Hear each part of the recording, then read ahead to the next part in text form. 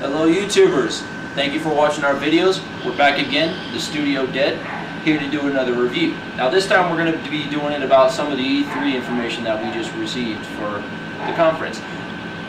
We're going to be talking about Microsoft's information. Not only that, we're going to be also doing Nintendo and the PlayStation Vita. We're talking more about the hardware, not the game side, so we're trying something a little different. We've got Deadman behind the camera. Of course, how well it's going to work. And of course, you all know me as Ice. Here's we're doing this setup because not all of us saw all three of the major press conference. So what we're doing is, like, those of us who have seen it will be in front of the camera. You know, after all, you don't want wasted space. Well, maybe you do. You know. Well, it is YouTube. Whatever. We take what we can get. You know, we're poor. Well, I am. Yeah. Well, we all broke. All right. Anyway. Basically, what started off E3 was the Microsoft press conference. Out of the three of us, I've seen most of this, and I have to say I am a bit disappointed in the press conference as a whole, mostly because they showed a lot, and I mean a lot of Kinect, and they kind of like waved back on the core gaming. Not to say that, you know, they shouldn't show Kinect. After all, Kinect's part of their platform, but, you know, come on, let's face it, you know, Microsoft, you got into the game because of core gamers, you know, don't ignore us all that much.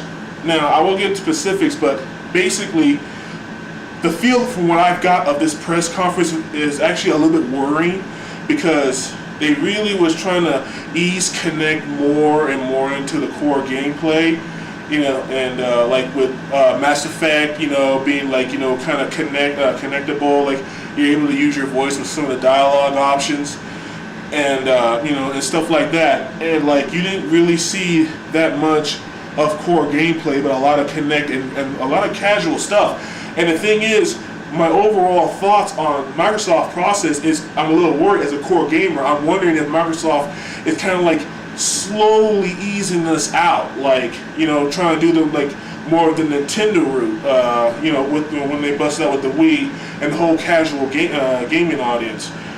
You know, like, you know, are we gonna slowly be eased out? Like, they won't show that many first parties anymore. Like, they'll try to make up with us for, like, you know, getting the first on DLC, but like really focus on the casual audience. Now, don't get me wrong, you know, the casual audience do bring money.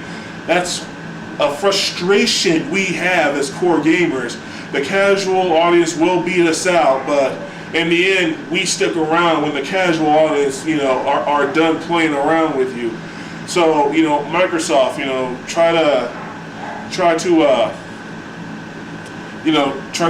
think of us more. You know, remember the people who brought you to the game. Kinect's fine, just, you know, don't forget about us.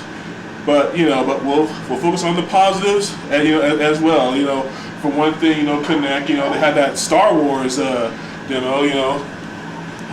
I can't wait for that. I mean, I know everybody else is thinking the same thing. I know you're thinking the same thing, and I know that guy's thinking the same thing. Oh, look, it's a wee little tank. Whoop! Come here. Right. That's what I'm waiting for.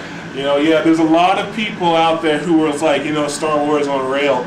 But you know what? Even on rails is fine as long as you can at least feel like a, you know, a Jedi Knight or a Sith Lord, which I'd rather be, but, you know, whatever. It's Star Wars, you know, Lucas's thing, so, you know, whatever.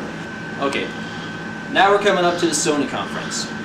Now, the Sony conference, there's been a lot of other games that they were reviewing and also showing that they were going to come out with, like the new Uncharted game and a couple of others that I saw that I just can't know from the top of my head because, you know, some of those other games I just didn't catch up with. But otherwise, the one thing that I noticed when it came to the PlayStation conference, is the fact that they circled a lot around the new PS Vita. Now, one thing I have to admit that I saw about the PS Vita, and I gotta tell everybody, I'm the type of person who doesn't believe in having like 16 things on one little thing. You know, cell phones, smartphones, and give me a basic phone, I'll be fine. This thing has front touch screens, back touch panel, it's got Wi-Fi, they've also got wireless that they're going to release with. Not only that, but they also, the only thing I haven't been able to catch on was either if it's going to be download only or if you're going to buy games in stores. That's the only thing I haven't been able to catch on yet. So I need to look up into that a little bit more. But the one thing I will have to be impressed is the way that they added the second thumbstick. Oh my God, I can't begin to tell you how helpful that's going to be. There's been a lot of games that I've played that's going to help it. One of the biggest one is Monster Hunter, which I hope they come out with a new one. But otherwise, we'll see what happens there. Now, other things that I saw when they were showing the new Uncharted game that was for the PSP, I was kind of impressed with it. With the new game Uncharted that goes for it, you know how it's, going through the game, it's kind of hard to climb down, climb around, and it took you 30 minutes just to climb up a wall that had like 2 bends. Well, this one, they actually made it a lot more easier. All you have to do is, you see the gold bricks? Oh, follow the bricks, and he'll actually follow those in the correct order that you set it up as. So that I was impressed with. Also, they're recreating the mod nations for the PSP Vita as well, which now it's going to be so much easier to be able to create the maps, because you can sit there, you know what, draw the map that you want for the racetrack. Not only that, you want trees, okay, trees, okay. Now I want mountains. Push the back panels, mountains where your fingers land. So I mean, so far, I can see a lot of good things coming from it, but I just still see too much coming out of it. Because I mean, it's too much technology in one thing, so that means there's so many things that can go wrong. So hopefully they'll learn from their original PlayStation 3, original PlayStation 3 and PlayStation 3 Slim re-release, where they had, like, what, epic failures across the board. I mean, I was working at a gaming store at one time, and when it just released, you know what, 20 sold, you want to know how many come back? 16! Yeah, that's right, 16 came back. I wish I was joking. But otherwise, that was the biggest highlight that I've seen when it came to the PlayStation 3, the PlayStation actual conference itself. I mean, of course, they've got a couple of new games that are coming out, but like I said, I just haven't paid attention too much about those games. The 2 biggest notes in the Sony conference. One, on the PlayStation Vita. Sony, you know, AT&T. Woo, what a decision there. Long ball. You know, I hope it works out for the people who actually get the one that has AT&T 3G. But you know, I don't know what decision you came up with it, but I hope it works out for you. And also, you know, it was really classy of you for you guys to start off the conference with the apology of what happened to the PlayStation Network. You know, that was classy. It was quick. You know, it was to the point. You didn't sugarcoat it. You know, you told it like it is, and you moved on. You know, and as we as gamers, we should all move on. Like, you know what? What's done is done. They did an apology. They gave us some free stuff. It's all good. It's all good. Overall, Sony, you know, you did great on your conference. You really picked up the pieces. You know, and you moved on proper. You know, the Uncharted 3 demo was great. The Uncharted PlayStation Vita was also great. You know, Sony, you know, kudos. You know, you really did good. You know, you kicked up your game considering from last time. You know, now the only thing you have to do is re-release Final Fantasy VII. We all want it. That cock tease video when you first started. Do it. Sony, it's cash. You know, come on, Sony, it's cash. Oh, one more thing. The Vita, your price point. Direct competition with the 3DS. Excellent. It will definitely help you out in the long run. Yep. But of course, time will tell. Welcome back. The dead man, of course, stepping in for Drake. He's now behind the camera. Talking a little bit about the Nintendo conference. Now, first thing I have to tackle. Whoever thought of the name the Wii U? No. I would have even taken the Wii HD. Why the Wii U? That sounds like some kind of weird sexual position. Bad. How fucking stoned were you? Jesus. You know what? Moving on. Now, one of the things that I have to admit is that the console itself does look cool. It does resemble a little bit of the old school NES system. You know, they are going to release a slate gray version, and I'm kind of curious about it, I'm not going to lie. The remote, or the Wiimote, the tablet, the input device that they're using now, guys, thank you for that, because you, in essence, helped Gearbox rescue Colonial Marines, which we've been waiting for a very long time. We cried in our beer. Hell yeah. We cried in our beer. I almost cried in my whiskey until I realized that'd be a waste of whiskey. Now the thing is, I cried at my Cheerios. he eats Cheerios. Now the thing is you know, the Wii HD and the final HD components, of course, is beautiful in itself. I actually saw some of the footage. Now there is one thing I have to say. The 3DS, I myself personally have played with it. I'm not impressed with it. I'm sorry, I just don't like it at all. However, Nintendo, on a small note, please stop shoving it down our throats. Really? Ocarina of Time release, re-release.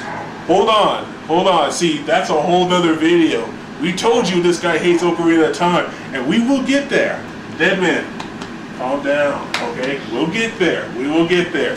Since there wasn't too much other than, you know, 3DS and 3DS and some information on the Wii U and more 3DS in the Nintendo conference, I want to actually talk a little bit about another game. We have a whole other segment set aside for that. So here's our segment on Battlefield 3, the upcoming, from what we've seen of both E3 and Xbox Live releases. Coming to the Wii U. Also,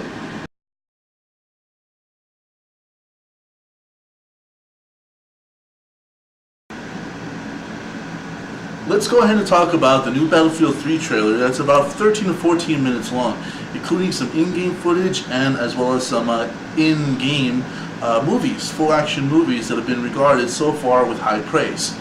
Now, No Call of Duty fanboys doing this one. Oh, anyways, now that that's dealt with. Okay, like you were saying, the Battlefield video that was about 14-15 minutes long, they were showing a lot of different previews about what they're coming up with. Now, one of my favorite things is they updated the graphics in this thing through the DICE 2 engine, and you know what? I have to admit, by the looks of it, it's gorgeous. They've got the smoke detail, the building detail, not only that, but also the crumbling effects when they have certain objects destroyed. For example, like when they're showing the sniper area, you know what? Sniper's trying to kill these guys, they're on the rooftop, and you know what? You can see chunks of wall flying off for where that 50 caliber rifle was hitting. Now, that's what you can see in a 105 sniper rifle. You know what? Call of Duty, just a little hole in the wall. Sorry, I just can't live with that. Second thing as well, the sound effects. It looks like they did a lot of good work on the sound effects, but anyways, next up, not only did they fix the mechanics for the weapons, but also the tanks. Yes, everybody knows the Thunder Run video. The Thunder Run video, they did... What the...